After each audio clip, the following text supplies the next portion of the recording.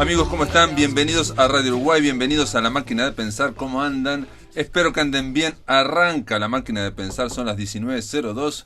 Hoy martes, con Juan Cora en controles de emisión y con Carolina de Cuadro en la producción de este programa.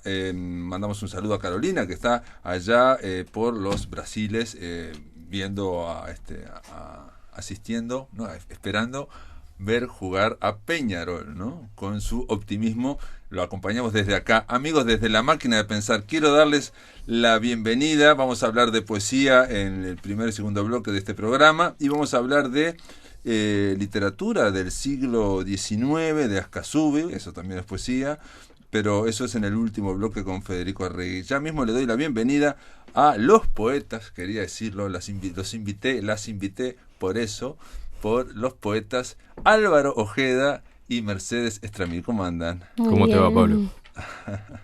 Yo me río porque Mercedes porque el aire es gratis.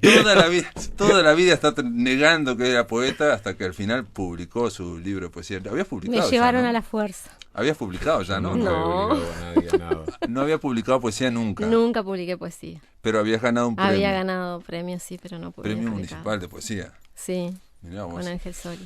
Lennon y McCartney es el libro que escribieron a 4 manos, dice Álvaro Ojeda. Yo puse hoy a 2 manos en la gacetilla, pero bueno, que se va a presentar mañana, amigos, en la Biblioteca Nacional a las 19:30 horas en la sala Julio Castro, y va a haber una pareja de presentadores, Daina Rodríguez y Alberto Galo, de esta casa. Sí, así que, y aparte va a cantar en participación musical una pareja, Florencia Lanzaro, y Santiago Cutinela, ¿no? Exactamente, Santi Cutinela y Florencia Lanzaro. ¿Qué son de tango? Pregunto. No, el Cuti es para mi gusto uno de los mejores guitarristas de blues y aparte también tiene también música propia, está preparando un disco y esa parte yo lo conocí porque es el profesor de guitarra de mi hijo y es un tipo espléndido y un gran guitarrista, y ella es una gran cantora y una buena guitarrista también, una muy buena guitarrista, y bueno, y como van a probablemente hacer algo, yo no sé lo que van a hacer, claro. Supongo que un desnudo no, pero creo que seguramente van a hacer algo de Lennon y McCartney, de la pareja invocada, y entonces viene bárbaro que estén. ¿Y cómo nació el libro? Ustedes hay un postfacio donde aclaran y digamos tratan de evitar, pero eso lo ponen al postfacio, no está muy bien que esté al final porque uno ya, el lector, ha tratado inútilmente de tratar de ver qué poema escribió cada quien o qué parte del poema escribió cada cual, ¿no? O sea, porque ahí hay una serie de cosas, por ejemplo, la utilización del masculino o del femenino, eso puede llevar a una, ¿no? Y de los estilos, ¿no? Básicamente yo obviamente conozco mucho más el estilo poético de Álvaro Ojeda, no tanto el de Mercedes Estramil. Entonces, en realidad no lo conoce nadie porque le acaba de decir que es la primera publicación. Claro, con lo cual tenemos una ventaja porque yo puedo imitarla a ella y ustedes no saben. Claro, pero ella había publicado también en la antología de la FEU. No, sí, habían salido algunas cosas publicadas, pero sí, en aquel concurso de la FEU había salido algo. Y después poemas sueltos también habían salido, y de hecho el Cultural había recogido parte de poemario Ángel Sólido. Y creo que algún otro medio también. Pero en este caso lo que pasa es que, claro, ¿por qué querer saber qué escribió cada cual, no? Si de última, digamos, los nombres van a quedar atrás y si queda algo va a quedar lo que está escrito. Entonces no tiene mucho sentido tratar de identificar. De todas formas, ustedes plantean ahí en ese postfacio el tema de tratar de un poco también de terminar con esa entelequia que a veces es la del autor, ¿no? La de la persona, ¿no? La idea de que la literatura se escribe solamente entre 4 paredes y en la mente de una sola persona, ¿no? Esa idea que bueno, y ponen un par de ejemplos. Pero yo les preguntaría cómo nació, porque no creo que haya nacido con un proyecto, vamos a hacer Lennon y McCartney, vos haces... nació caminando. Ahí está. Explica vos qué sos. Sí, eso lo dicen. Nació caminando, nació porque somos amigos, porque nos gusta conversar de literatura, porque de pronto a veces en los correos que nos escribíamos poníamos versos o nos escribíamos en verso, y bueno, y un día nació la idea y dijimos, ¿por qué no hacemos algo juntos? Y salió esto, que después se tituló así. ¿Y cómo empezaron con un poema? Nos empezamos mandando textos. Yo creo que lo primero que hay en común es un canon en común. Claro. Por ejemplo, yo voy a nombrar a Luis Arnuda, que es un poeta que a los dos por caminos distintos, es un poeta bastante poco conocido en Uruguay de la generación esa. Todo el mundo se va de cajón a Lorca, Alberti. Bueno, modestamente y hablando acá que no nos escucha nadie, Luis Cernuda es quizás el mejor poeta de esa generación. Es un anormal, un tipo con influencia de otros lados, con una cabeza muy amplia, hipercrítico, en fin, un poeta excepcional, que es difícil sacárselo encima después que uno lo ha leído. Y la primera consideración fue, a ver, vamos a dar algún dato más. Yo pasaba a buscar a Mercedes a un trabajo que tenía en Libertad y 21. Y de ahí nos íbamos caminando hasta Maldonado y Río Negro. Da para hablar, ¿no? Entonces, el primer nombre que apareció, y los dos nos acordábamos de poemas de Cernuda de memoria, que es una cosa extraña, aunque debería para los poetas ser importante, ¿no? Como los músicos recuerdan conciertos de memoria, los poetas deberían conocer poemas de memoria, por lo menos los poemas que le parecen importantes. Y saltó Cernuda. Adolescente fui en días idénticos a nubes. Y va, Cernuda. Mira, esa es la prueba. Y entonces dijimos, wow, y empezamos a hablar de poesía. Bueno, a ver, Mercedes forma parte de un grupo de amigos y de escritores que nos reunimos los lunes. Y entonces yo la pasaba a buscar para ir el lunes a encontrarnos con Hugo Fontana, con Guillermo Álvarez, con Luis Ferri Iglesias, con Sergio Villaverde, una cantidad más. Entonces nos íbamos a encontrar ahí y obviamente hablábamos de literatura. Y nos dimos cuenta que había una cosa allí. Y bueno, y esa cuatro manos, no te voy a corregir, pero te voy a corregir porque lo escribimos en teclado. Yo no escribo en teclado, normalmente escribo poesía a mano y después la paso al teclado. Pero empezamos a escribir a toda hora. Por mail mandaban. Sí, claro. Sí, no nos reuníamos para escribir. Entonces ella mandaba desde su celular, yo carezco de celular, pero me lo mandaba a mi correo, yo le respondía y ahí empezábamos en algo que después terminó. Se generó una especie de ida y vuelta y de ping-pong también, ¿no? Porque, digo, yo lo tengo a Álvaro como un poeta muy prolífico también, ¿no? Que escribe, mucho, digamos, ¿no? Y a vos no sé cómo sos como poeta, digamos, esa parte, no, digamos. Lo que pasa es que la poesía puede, no necesariamente tiene que encajar en la forma poética, ¿no? Quiero decir, de acuerdo, me parece que, está ahí y se puede meter también por los intersticios de la narrativa perfectamente. Y la narrativa se nutre de la poesía, todos los recursos. A mí me daba un poco de resquemor eso de, o sea, la palabra poeta como que me pega mucho y nunca quise... ni me considero tampoco poeta, ¿no? Simplemente esto fue un ejercicio al que me llevó la amistad y que me sentí muy cómoda haciéndolo. Sentí que lo podía expresar de esa manera y que me gustaba lo que estaba expresando. Pero me parece que básicamente lo que hay ahí es lo mismo que está en las novelas o lo mismo que está en la narrativa, por lo menos está alimentado de lo mismo. Sí, bueno, uno puede decir también, yo buscando ahí, digamos, en esa tarea ímproba, que es tratar de buscar quién escribió cada cual. Yo pensaba, bueno, cuando hablas de New Paris o cuando hablas de otras, cosas que están en tus novelas, ¿no? En la Mercedes, y aparte cuando hablas de la calle Mazangano, por ejemplo, no sé por qué se me ocurrió. Porque nací ahí. Naciste en Mazangano, no sabía eso, ¿no? Pero me imaginé, bueno... Vos sos un habitante de esa zona. Sí, vivo... La feria de Mazangain, como le decíamos. Yo le decía Mazangain en su momento, sí, cometía esa estupidez. Pero, y bueno, decirle así, Mazangano es una calle... Donde conseguías libros raros, ¿te acordás? Es una calle rarísima, Mazangano, porque tiene muchas divisiones, son como cinco direcciones diferentes, ¿no? Digamos, va cambiando como 4 o 5 veces distintas. Bueno, pero digo, o también, más que en esas pequeñas cosas, a veces en determinado tinte irónico, ¿no? Pero que también tiene Álvaro, ¿no? Sin duda. ¿no?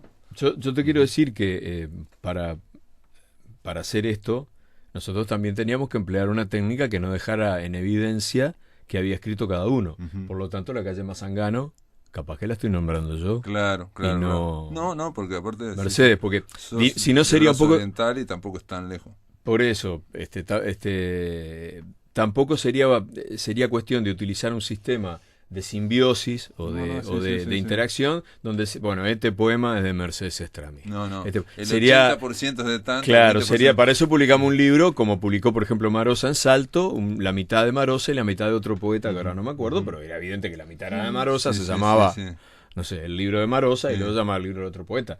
No era nuestra intención, porque queríamos de alguna manera mantener esa vinculación espontánea a cuatro manos por el teclado que se dio por distintos medios. Es un libro que también, que pienso ahora en este momento, que es un libro tecnológico. Yo no sé si esto se podría haber escrito en otras circunstancias, porque hubiera implicado, por ejemplo, la utilización del correo, ahí viene el correo, el chasque, la utilización de sentarse a intercambiar. Esto se hizo mucho más veloz y mucho más fácilmente porque existe en internet. Claro. Por ejemplo, aparece el Larkin o el Larkinland. Aparecen las obsesiones de los dos, me parece. Aparece, digamos, ahí uno dice, bueno, esto obviamente... El problema es que el Larkin es una obsesión de los dos porque es una obsesión de un libro que también es una obsesión, que es La viuda embarazada de Martin Amis, donde el protagonista vive en Larkinland.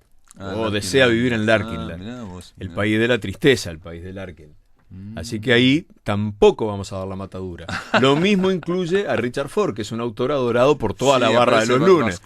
Y bueno, Ford, todos de alguna manera, todos rendimos pleitesía a Richard Ford, que es un novelista donde, como decía Mercedes, se cuela la poesía. Yo, por ejemplo, me estaba acordando ahora de en un pasaje de Washed Tombs, de la novela de la última novela de Mercedes, hay un pasaje que es un descenso al submundo, donde la protagonista se encuentra con su madre. Y eso es un detalle absolutamente poético. Los descensos al submundo están desde que los griegos y los romanos escriben.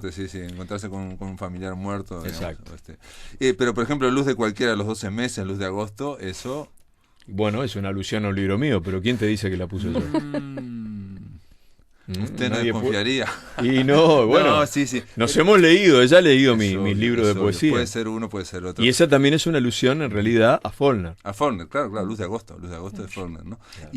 Pero Luz de cualquiera de los 12 meses. Dar a luz en agosto es en realidad. El que descubre el error en la traducción es Onetti.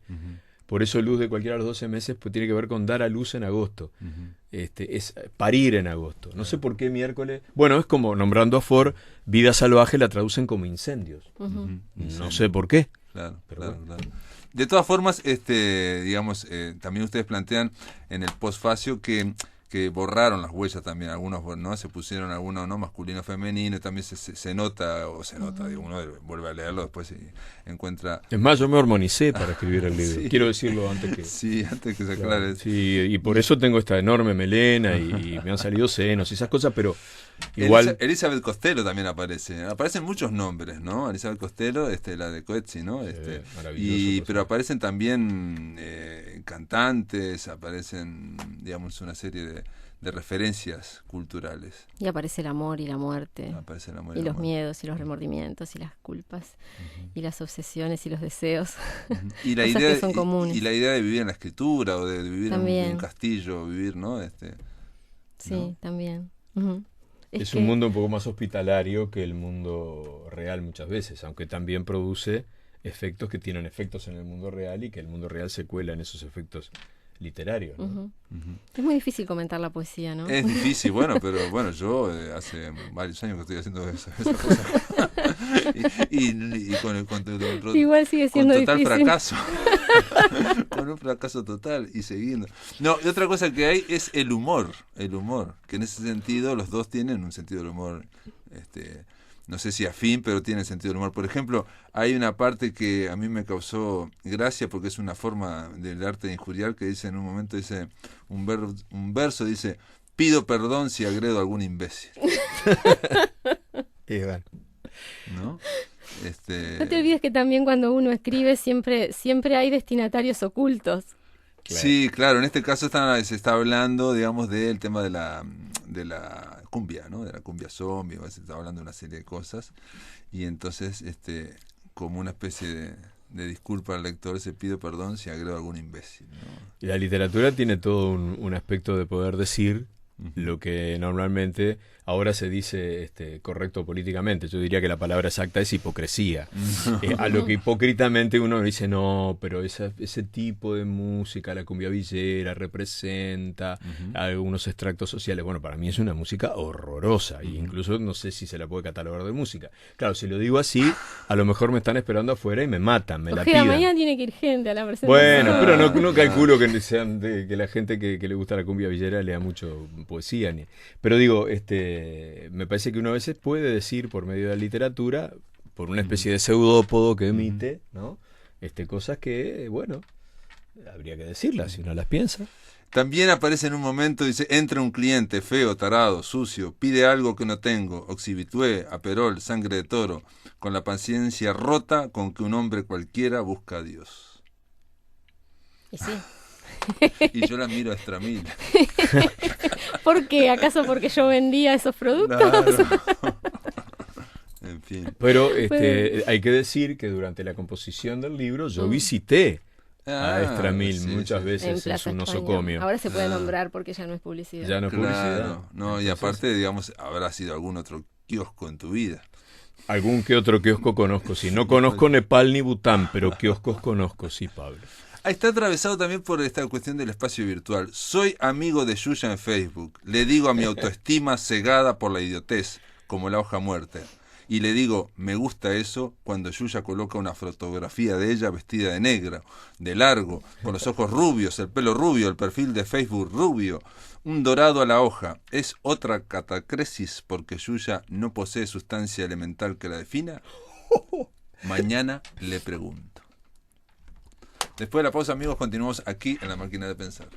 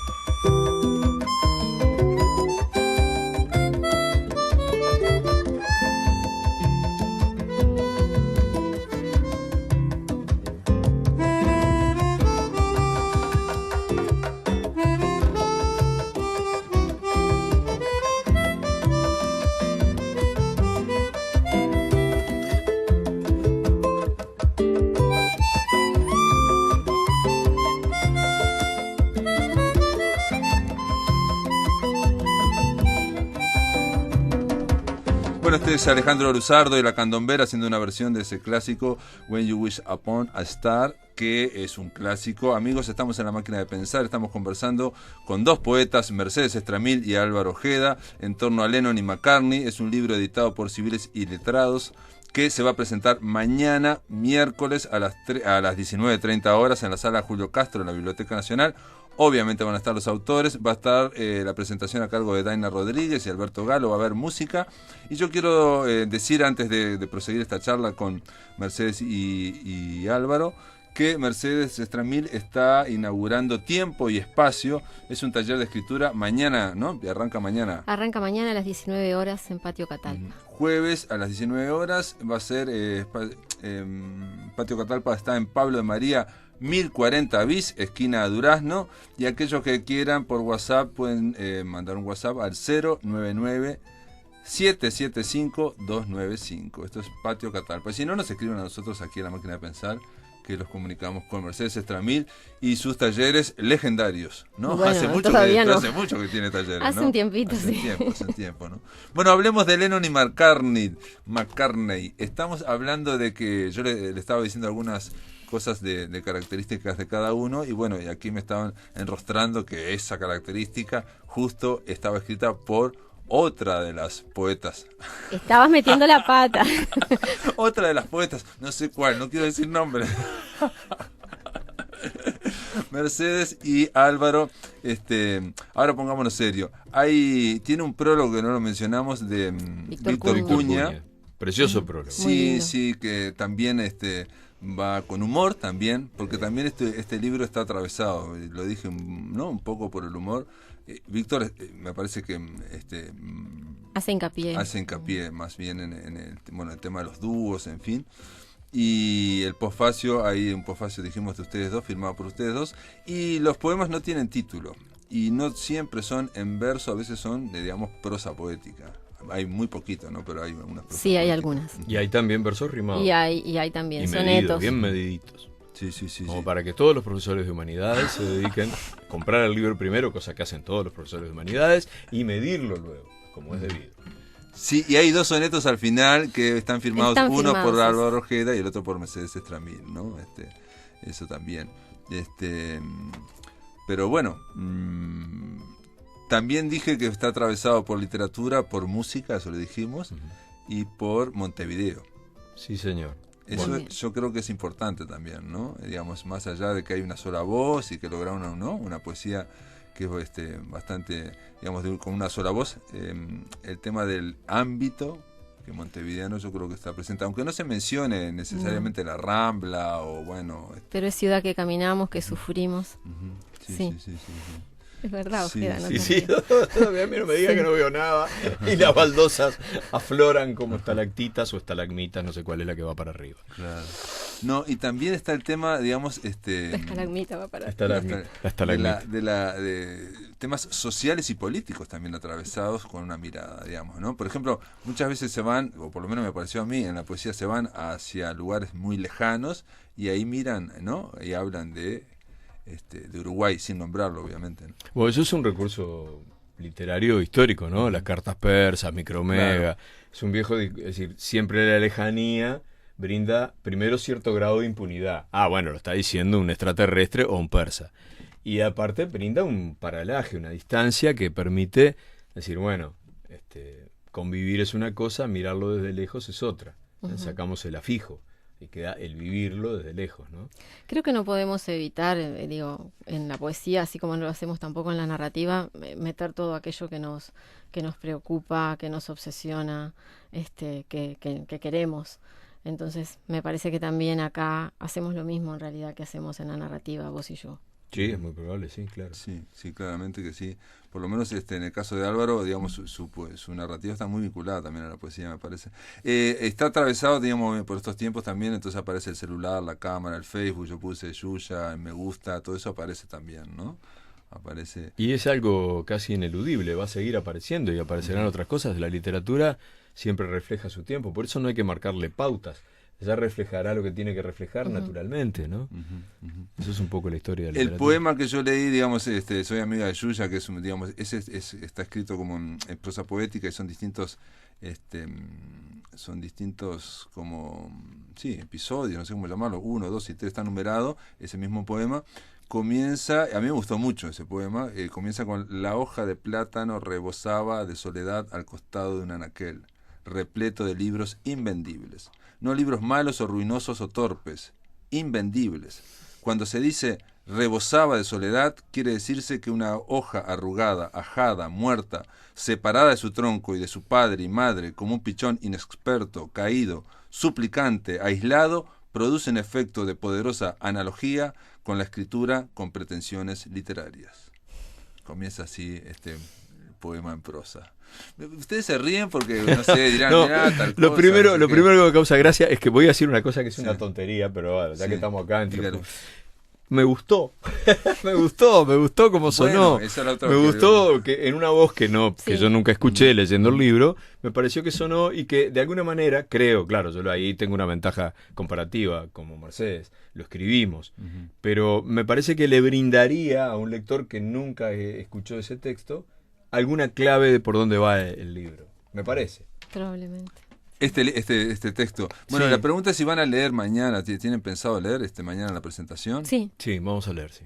Vamos a leer poco, pero vamos a leer. Algo vamos a leer. Vamos a leer, sí. ¿Y aquí se animan a leer aquí? Sí. Bueno, a ver, no sé si...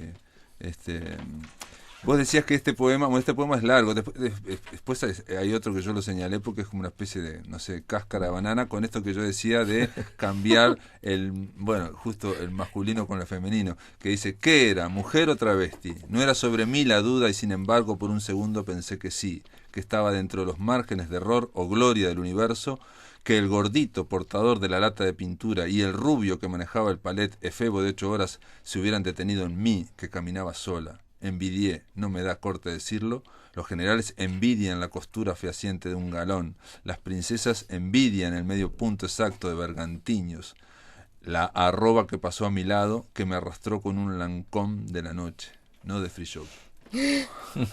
Ahí hay una cuestión de humor y hay una cuestión también de observar la realidad también, ¿no? Y hay una cuestión de meter muchas cosas en poco espacio también, me parece, ¿no? Sí. Me parece que... Muchas imágenes. Imágenes. Mucha imagen y y mucha cosa para decir también, condensada. Sí, y cuando decimos imágenes me refiero también a imágenes olfativas, por ejemplo, ¿no? Táctiles, o no solo visuales, digamos, ¿no? Auditivas claramente. A ver. No sé, leo uno, cualquiera. Bueno. Mi padre odiaba lo confesional. Hijo, no cuentes. Era una falsa geometría el libro de mi casa. Me decía compungido que no dejara a nadie la fortuna familiar. El sustantivo se alargaba en cursiva, se incomodaba. Lo miraba mi padre como si se estuviera burlando de mí o yo me estuviera burlando de él. Hablaba de hijos ajenos, lobos, vagos de mierda. Una vez que puso esas palabras ahí no hubo modo de quitarlas. Mancharon indeleblemente la mesa de aquí al porvenir. En cuanto a aquellos bienes destinados a durar, no duraron. Fui mal albacea de esos tesoros. Vi llegar abogados, el Estado, el futuro. Traían carretillas. Lamenté no haberlos retenido, no haberlos cercado como una propiedad valiosa. Balanzas, sillas, floreros, heladeras y televisores, escopetas y frazadas, paredes, paredes, paredes. No. Prendí un cigarro propio y esperé. Ningún alivio se compara al fin de la melancolía y la esperanza. Muy bien. Este poema, obviamente uno recuerda algunas partes. A mí recordé inmediatamente algo tan sencillo y tan duro como es que un padre diga un par de palabras y que eso permanezca en el tiempo, ¿no? O sea, que eso marque para siempre, ¿no? A una persona, ¿no? Eso me pareció así. Dije, ¡wow! Impresionante, porque no somos conscientes muchas veces de eso, ¿no? Digamos, de decir una palabra en algún momento, digamos, de fuera de tono, de lo que fuere, y que cómo puede marcar, ¿no? Sí, una cosa como sentenciosa para siempre. No, yo me refiero o dolorosa, o ampliar, o decir esto está permitido, o esto se puede. Ella, digamos, en ese poema se habla, digamos, mal, digamos, ¿no? Vagos de mierda, por ejemplo, dice algo así, ¿no? Hay cosas que quedan fijadas para siempre. Quedan como claro, impresas en la memoria, ¿no? O en la sensibilidad, digamos, ¿no? Y bueno, lo que pasa es que como decía Mercedes, tenemos muchas cosas que decir normalmente, después que hemos vivido mucho, y tenemos también que decirlas en poco espacio. Entonces a veces el texto no es que se resulte abigarrado, pero sí permite una cantidad de elementos que disparan otros elementos. Y a veces una palabra de un padre que quedó fijada dispara una cantidad de elementos que uno sin saberlo han marcado su vida. Uno ha terminado actuando a veces en base a esas conclusiones heredadas o al menos impartidas a veces. Sí. No, yo me mencionaba que son como efectos colaterales de la poesía, digamos, del poema. El poema está hablando de algo, se va acumulando y de repente, en mi caso, me acuerdo que dije, wow, me pareció, eso me pareció como una especie de hallazgo, digamos, ¿no? Es que la poesía tiene que generar efectos colaterales. Una poesía que sea tan sencilla como que la muchacha no amó al muchacho y quedamos por esa plata, se transforma rápidamente en un bolero. Es necesario, con todo respeto por Ravel, pero es necesario que la poesía genere efectos colaterales que son las viejas y queridas connotaciones de los profesores de literatura. Si no, una poesía casi que se podría medir por las connotaciones que provoca. Poesía sencilla. Pensemos en el gran connotador en base a la sencillez, don Antonio Machado. Bueno, ¿cuántas cosas se dicen por medio de Machado con expresiones normales, muy comunes? Sí, y antes de Machado, Bécquer. Sí, no, pero claro. Machado es Machado. Machado es imposible. Es zen, Machado es zen, es budismo zen. También hay, por ejemplo, bueno, ya lo hablé de lo del humor, ¿no? aquí en un momento dice, confundidos por demasiada literatura, Silvia y Ted, ¿no? Silvia Plath y Ted Hughes, ¿no? Eco y Narciso, y Narciso y Narciso. Y porque Narciso siempre va a triunfar. Y Narciso y Narciso, son 3 parejas que hay ahí.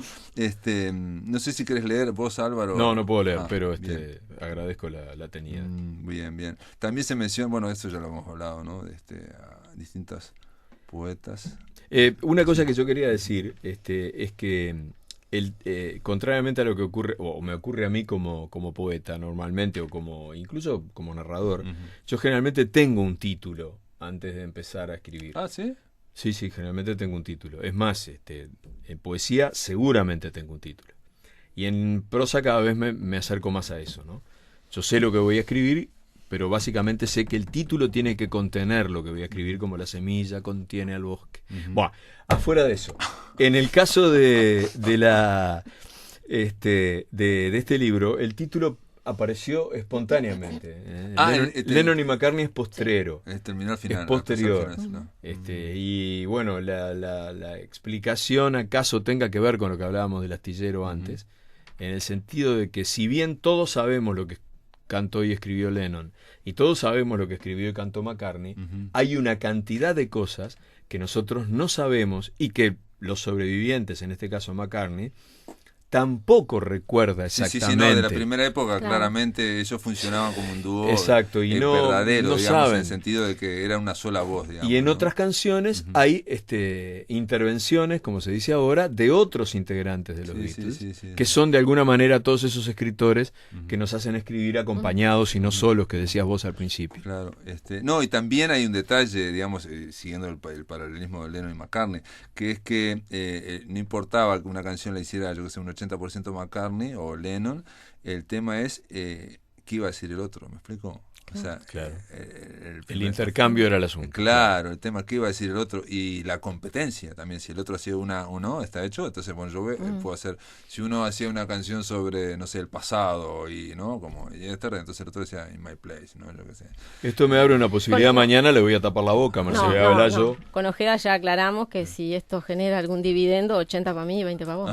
En este instante me entero. Claro, Mercedes, ella es la comerciante. Sale acá en el poema. Se lo dice aquí claramente. No, también hay que decir que yo pensé en el posfacio donde hablaban de Cervantes, en fin, digo, ¿no? Van a un ejemplo magno, ¿no?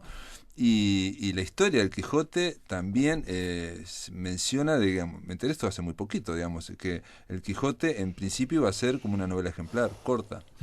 Y después un editor dijo, no, esto seguilo, y pagó para hacer una novela más grande, digamos, pagó el permiso y todo, y lo largó a Cervantes que siguiera, digamos. Entonces ahí está. Y la segunda es una respuesta. Bueno, y la segunda es una respuesta. Todavía más a pedido. Si no hubiera existido, digamos, nace la indignación, la segunda. Y genera una novela que en algún caso es muy superior a la primera. Claro, ahí despega el platillo volador. Claro, digamos, se fue al diablo. En la segunda es donde el loco alcanza dimensiones que no pensaba alcanzar.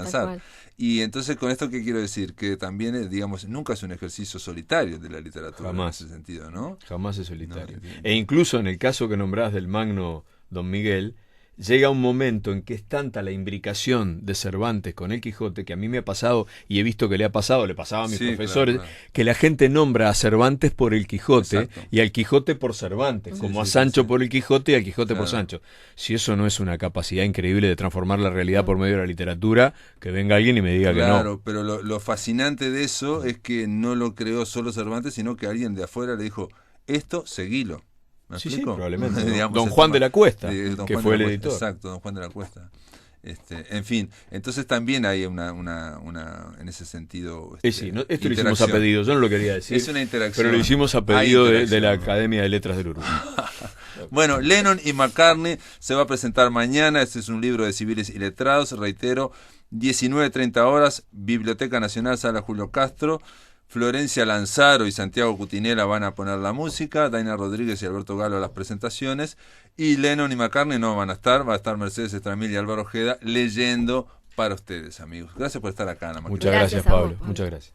Amigos, ahora en la máquina de pensar vamos a darle la bienvenida a Federico Arregui. ¿Cómo andás, Federico? ¿Andás bien? Muy bien, Pablo. Muchas gracias por la invitación. Acercate al micrófono. Federico Arregui, hemos hablado con él porque anteriormente habías dado un par de talleres de Borges, ¿no? Exacto. Yo hace varios años que vengo trabajando Borges, dice en uno de sus cantidad de poemas, y la fama, en uno que se llama Aquel, dice, la fama que no merece nadie. Yo digo, entonces si él no la quiere, yo agarro un poquito de lo que él tiene, que es mucha, y hace varios años que vengo trabajando la figura de Borges, taller que es muy fácil de hacer, por supuesto, ¿no? Porque digo, hacer un taller aburrido con Borges debe ser, hay que hacer un gran mérito para hacer algo aburrido. No logra hacer aburrido a Borges. El propio Borges dijo en un momento en Estados Unidos cuando pasó, dice, esta gente solo ha leído a Borges, ¿no? Tener un encuentro Claro, y salió horrorizado. Y claro, ¿no? sí, se sin lo dijo duda. a David Monegal, pero salía como horrorizado. Esta gente solo lee a Borges. Bueno, yo creo que ahí se puede hacer un taller aburrido, si uno solo lee a Borges, porque además Sí, Borges claro. lo que muestra es el plano de lecturas detrás que hay de él, ¿no? Entonces, claro. digo, un poco el taller mío sobre Borges trata de eso, ¿no? También de ver otros textos que están detrás de Borges. Y a partir de esos textos que están detrás de Borges, uno siempre piensa otros talleres. Y va abriendo lecturas. Va abriendo Es un lecturas. catálogo de lecturas que uno si lo sigue. Exactamente. Digamos, yo he seguido varios y nunca te defrauda. No. Muchas veces lo que descubrí, sí, es que volver a Borges es mucho mejor que leer El paraíso perdido de Milton, ¿no? Digo, hay determinadas lecturas. Es cierto. O Schopenhauer, que por ejemplo... Leía Swedenborg, por ejemplo, Claro. porque él lo consideraba que era extraordinario, y cuando lo leía Swedenborg me di cuenta que lo que yo leía de Borges de Swedenborg era Borges, ¿no? Es la versión de Borges de Swedenborg, que exacto. es espectacular la de él, digamos, con una violencia que tiene Borges, que en el propio Swedenborg no estaba. Exactamente. Entonces, un poco a partir de eso, este año se me ocurrió, aparte he trabajado otros temas más alejados a Borges, o no tanto, porque yo estuve el año pasado contigo hablando de un taller sobre la figura de Eva Perón en la literatura, en donde uno dice Borges y Eva Perón. Pues hay un cuento de Borges que se llama El simulacro, que es el entierro de Eva Perón.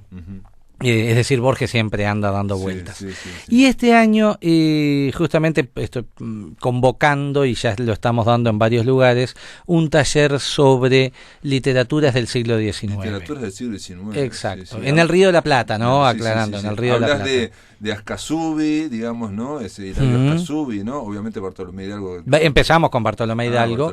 Empezamos en 1818. Que se cumplían unos años de algo. Vos sabés que estuve en la Feria del Libro del año pasado de Buenos Aires y una señora me alcanzó un libro sobre Bartolomé Hidalgo, un escritor argentino, diciéndome, se cumplen 75 años. No sé. Mirá.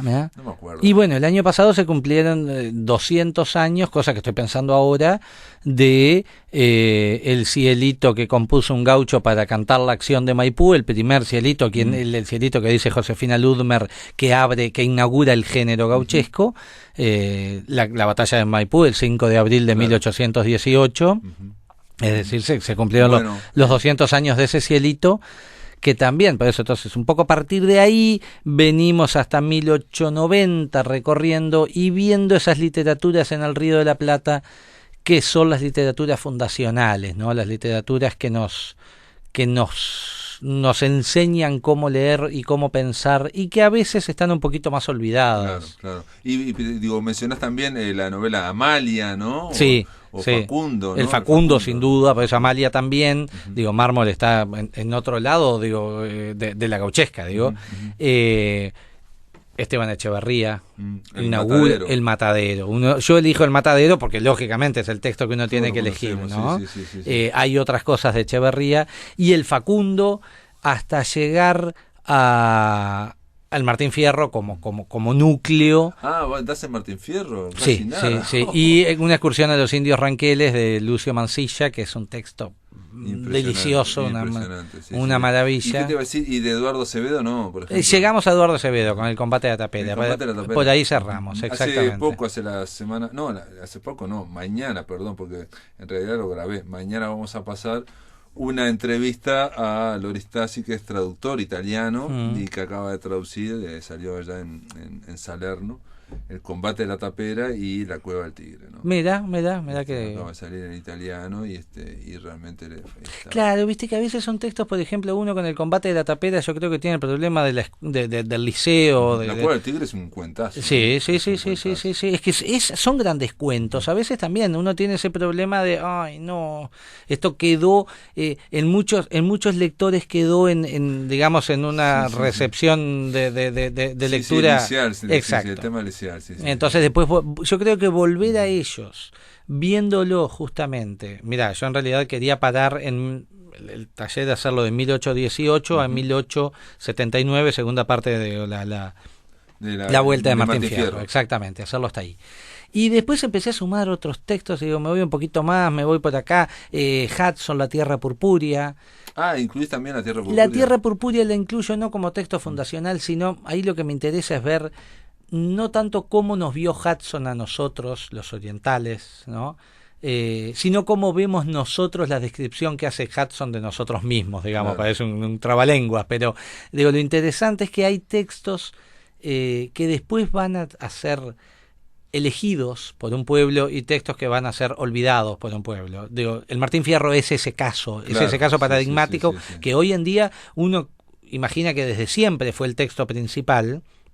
Y en realidad Lugones tiene mucho que ver con haber puesto el Martín Fierro en el lugar que ocupa hoy para nosotros, las conferencias de 1910, El Payador en 1916, es decir, la necesidad de buscar un canon. Lugones dice, Hernández es nuestro Homero y el Martín Fierro es nuestra Ilíada. Claro. No, y estoy seguro que aquel que lea el Martín Fierro se va a sorprender de la cantidad de refranes o frases que ya sabe. Que viven entre nosotros y no sabemos que son del Martín Fierro. Exacto, que uno ya sabe que, no sabe de dónde están, de dónde son, pero son de ahí. Algo parecido pasa con la Biblia a otro nivel, digamos, ¿no? O sea, uno lee los proverbios de la Biblia, yo me he encontrado y digo, pero mirá de dónde era. Sí, de dónde era, ¿sí? Claro. Sí. Se convierten en cosas muy anónimas, ¿no? Como una especie de refranes o frases hechas, ¿no? El otro día, por ejemplo, hablando un poco de eso, hay una samba que creo que cantan los chalchaleros, que dice con una guitarra mal encordada cantan sus penas los tucumanos. Sí. Yo no sabía que es del Lazarillo de los Ciegos Caminantes de Concolor Corvo, 1776, si no me equivoco. Que él... ¿No es Atahualpa Yupanqui? Digo, lo cantaban los chalchaleros. Claro, pero bueno, puede ser que sea de Yupanqui, eso uno debería saberlo, que feo no saber las cosas de Yupanqui, que es tan bueno. Pero aparece por primera vez la mención a la guitarra mal encordada en Tucumán, aparece en ese texto que nombran tantos como Rama o como Laura Yestarán, El Lazarillo de los Ciegos Caminantes, que es un texto de 1775-76, en donde aparece una imagen del gaucho absolutamente negativa, ¿no?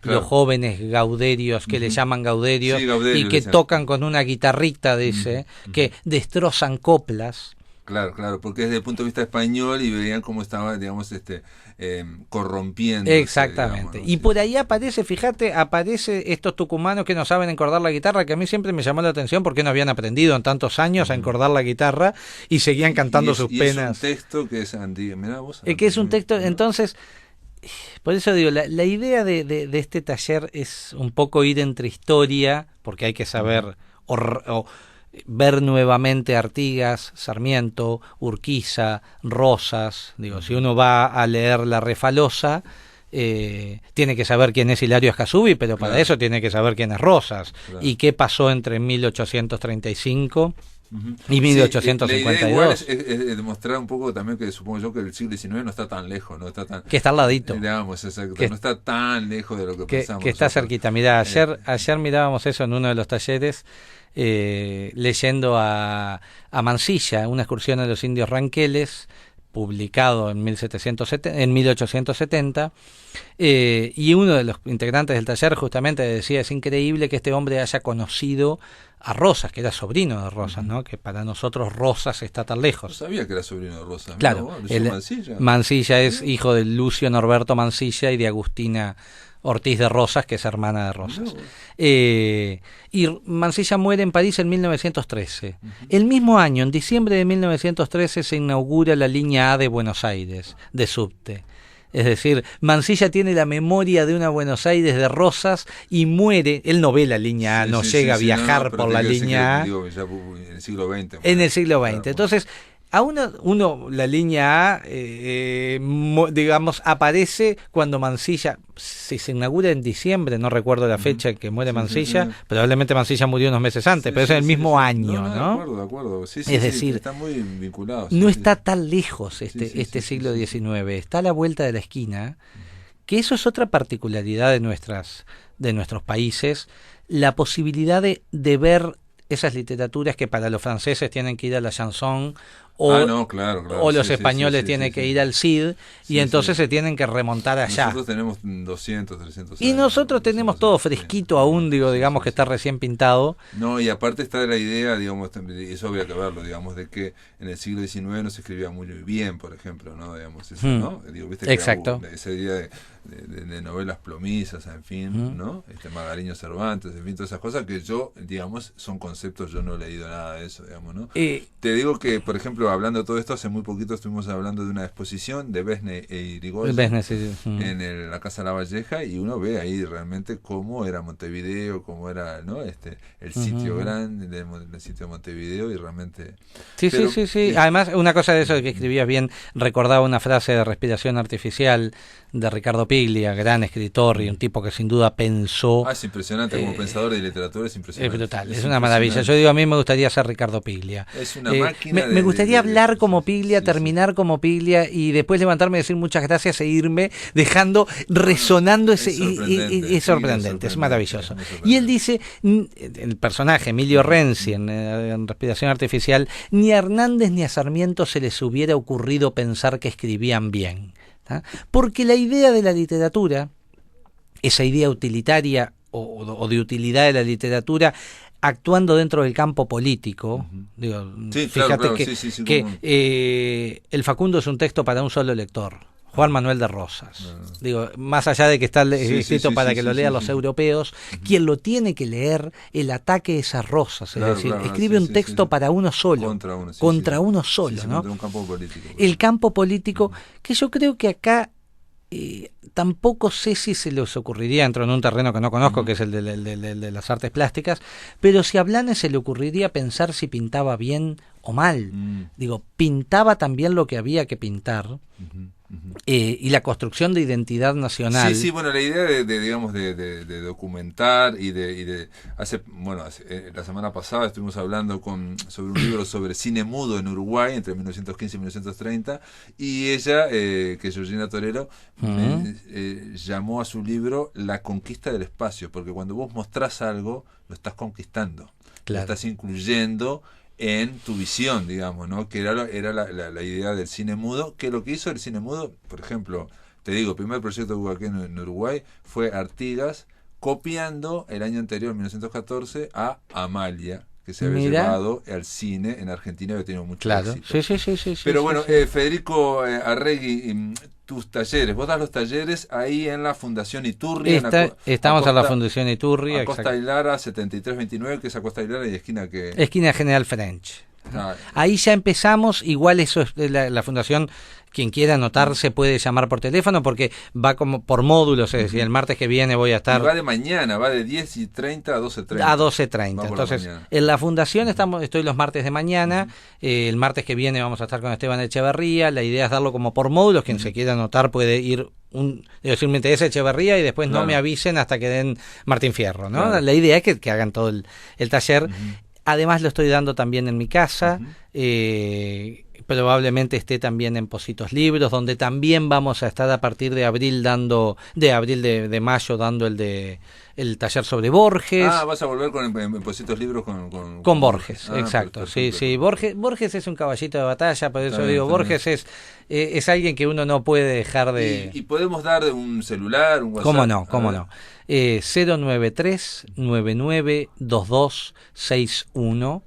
y mi mail es federicoarregui1, Arregui con número, ya teníamos otro Federico Arregui, así que federicoarregui1@gmail.com. Perfecto, y si no, nos escriben aquí a La Máquina de Pensar y nosotros lo vinculamos con Federico Arriegui y sus talleres de literatura del siglo XIX. Federico, gracias por estar acá en La Máquina de Pensar. Por favor, muchísimas gracias a ti. Amigos, se terminó La Máquina de Pensar. Mañana vamos a estar recibiendo a la psicóloga Laura Verísimo, es coordinadora del ciclo Encuentros de Novela, que arrancamos el martes que viene.